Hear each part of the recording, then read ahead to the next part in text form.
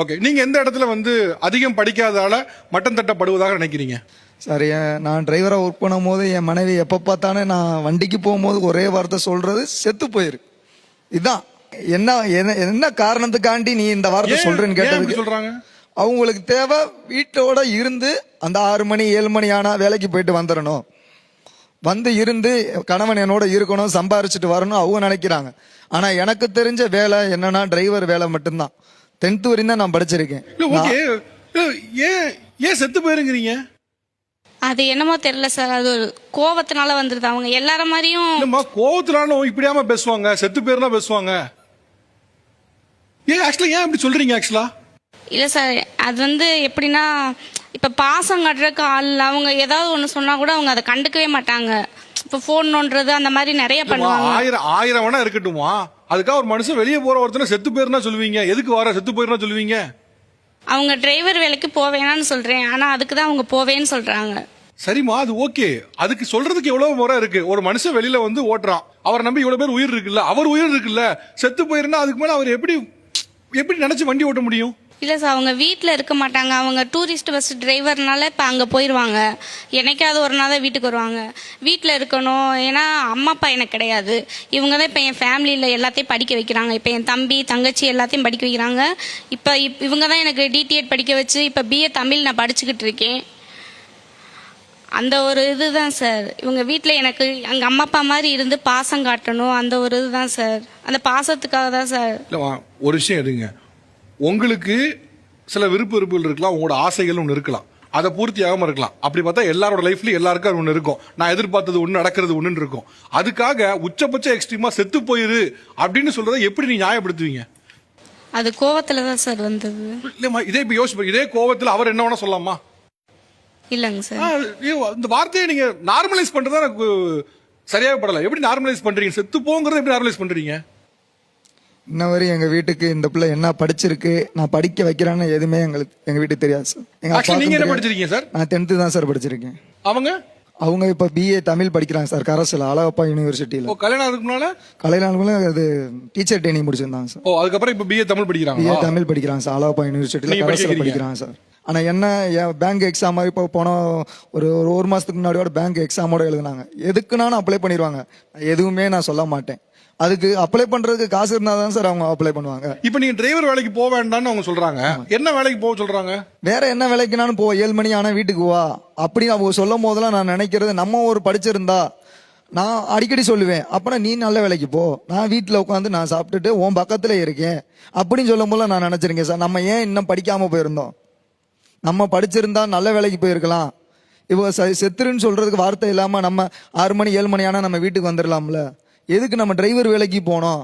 அப்படிலாம் நான் ஏகப்பட்ட தடவை நான் நினைச்சிருக்கேன் சார். ஆக்சுவலா ஒரு ஆண் இவ்வளவு கலங்கி மனசுல இருந்து சொல்லி இப்பதான் நான் பாக்குறேன். அதான் சார், கோவத்துல மட்டும்தான் சார். அந்த கோவத்துல என்ன பேசுறேன்னு எனக்கே தெரியல சார். நீங்க இப்ப மற்ற சமுதாயம் எல்லாம் வேற, இப்ப நம்ம இந்தியன்ஸ் மொத்த சமுதாயமும் சென்டிமெண்டால உருவாறது தான், ரைட்டா? வீட்டுல இருந்து வெளியே போகும்போது போறேன் அப்படின்னு சொன்னா மனசு வலிக்குதா இல்லையா? போயிட்டு வரேன்னு சொன்னாதான் மனசு இருக்குது. ஏன் போனா திரும்பி வரமாட்டானா என்ன? அது ஒரு சென்டிமெண்ட். போறேன்னு சொன்னா வராம போயிட்டானா என்ன பண்றது? அவ்வளவு சென்டிமெண்ட் இருக்க ஒரு வேல்யூ இருக்க ஒரு சிஸ்டம்ல நீ போய் செத்து போ அப்படின்னு சொல்றது மூணாம் மனுஷன் கூட சொல்ல மாட்டான். யார் சொல்லுவா? மூணாம் மனுஷன் சொல்லுவானா? ஒருத்தன் போய் செத்து போன்னு சொல்லுவானா?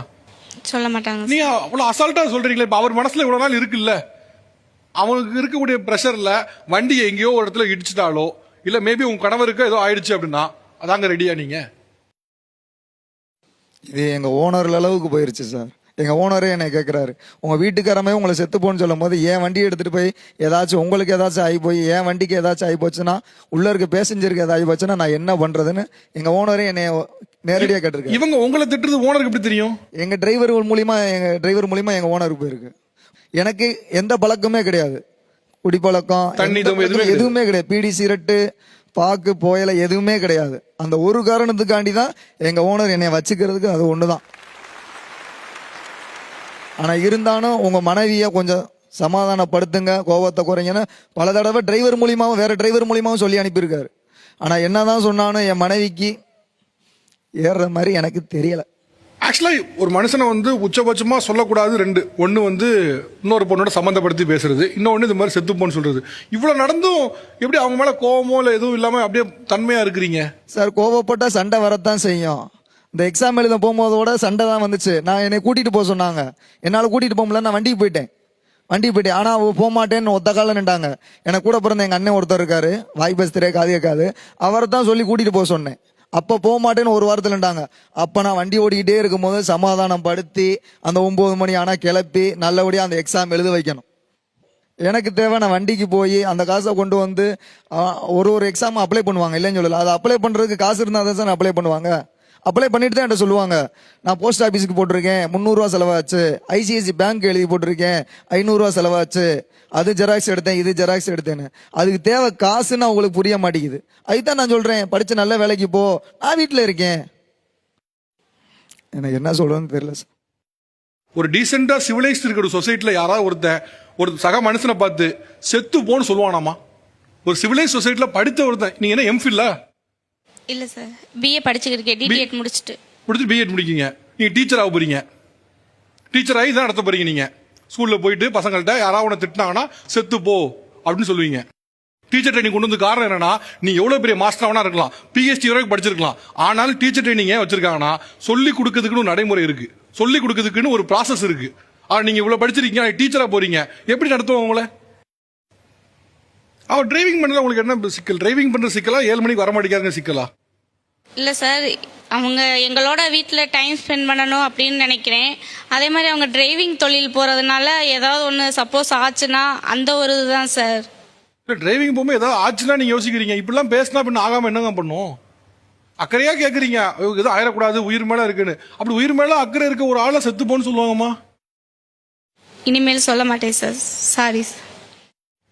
ஆக்சுவலாக அவங்க இப்போ சாரி கேட்குறாங்க, அவங்களுக்கு இது வரைக்கும் உணர்ந்தது இல்லைங்கிறாங்க, ஆனால் இப்போ உணர்றாங்க. சரி சார், இனிமேலாச்சும் சொல்ல மாட்டான்னு நான் நம்புறேன். உங்க முன்னாடி வச்சு நான் நம்புறேன்.